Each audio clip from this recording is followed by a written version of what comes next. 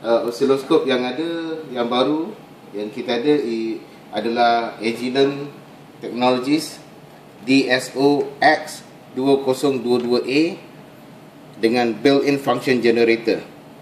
Ini button on. Pastikan kabel telah dipasang lengkap dan tekan butang power supply. Dia akan mengambil masa lebih kurang sekitar 20 saat sebelum ianya boleh digunakan.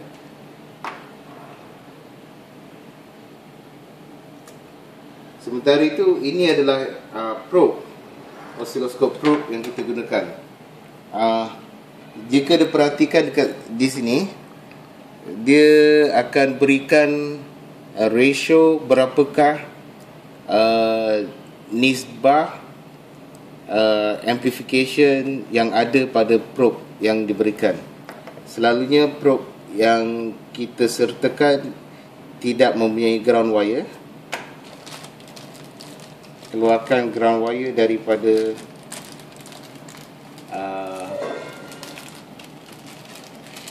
plastik.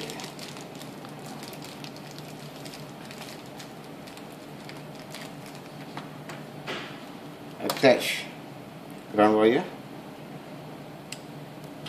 dan dia telah boleh digunakan. Okey.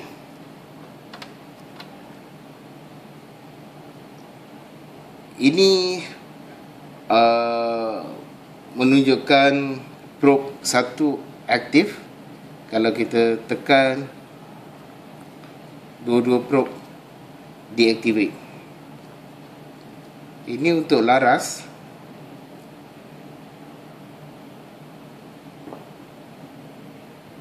Intensity. Ini coupling. Bila kita masukkan probe, ada beberapa indikator kat sini. So ini coupling, AC couple, DC couple. DC couple akan block DC. AC couple akan pass everything. So DC couple akan bagi kita DC komponen dalam signal tersebut, manakala AC couple akan pass semua. So dia akan block DC. Maksudnya kita tak boleh tahu what is the power content dalam signal tersebut. Dia tak boleh measure. This is bandwidth. Dia akan limitkan kepada 20 MHz. Ini unlimited bandwidth sampai 200 MHz. Ini fine, maksudnya signal yang akan dikeluarkan adalah lebih jitu, tapi paparan yang ada pada skrin will be slightly slower. Invert, dia akan bagi negative signal pada probe tersebut. Ini probe. Okey. Dekat sini ni ada unit. Kita boleh bagi dalam dua bentuk. Dia boleh jadi current probe ataupun voltage probe. Current probe kita boleh gunakan dia dalam differential. Voltage probe dia akan bagi tahu unit voltage. Ini probe kita boleh bagi attenuation dalam bacaan dB. Maksudnya ini 10 ke 1, 20 dB, ataupun dalam bentuk ratio 10 ke 1, seperti mana yang tertera pada oscilloscope tersebut, 10 nisbah 1. Itu amplification factornya. Okay. Skew rate, sepantas mana dynamic of the probe. So sebelum anda memulakan uji kaji, perlu terlebih dahulu memastikan probe anda dalam keadaan yang bagus. Ini disebabkan mungkin satu probe itu diubah-ubah daripada skop 1 ke skop 2. Kalau kita lihat di sini, probe ini mempunyai sedikit masalah sebab terdapat sedikit mismatch dari segi impedance. Jadi cara terbaik, kita check probe dulu. So ada butang check probe, tekan OK. So dia akan check the probe skew rate. OK, sekarang ni the probe check.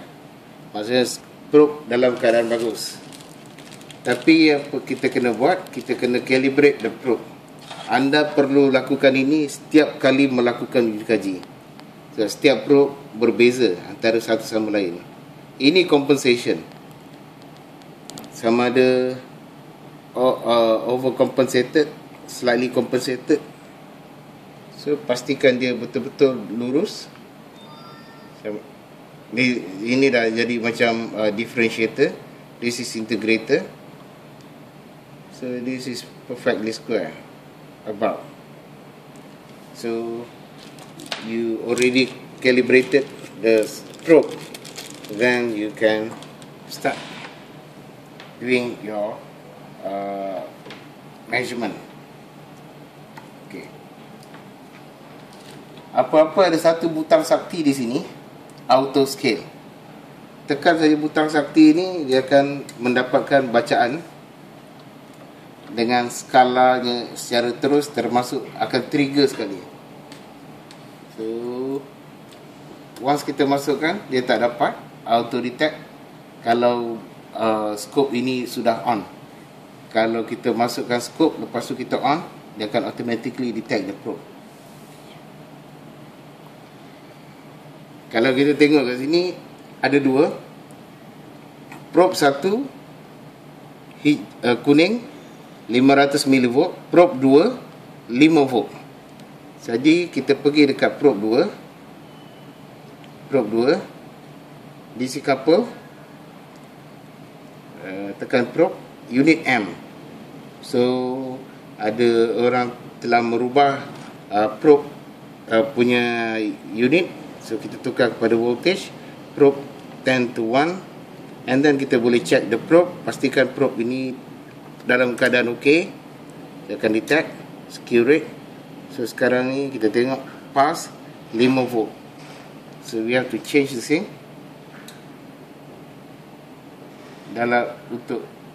dalam unit yang sama, 500 mV.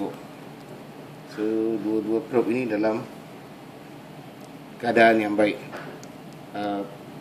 Probe hijau ni saya sudah calibrate sebentar tadi sebelum kita mulakan eksperimen.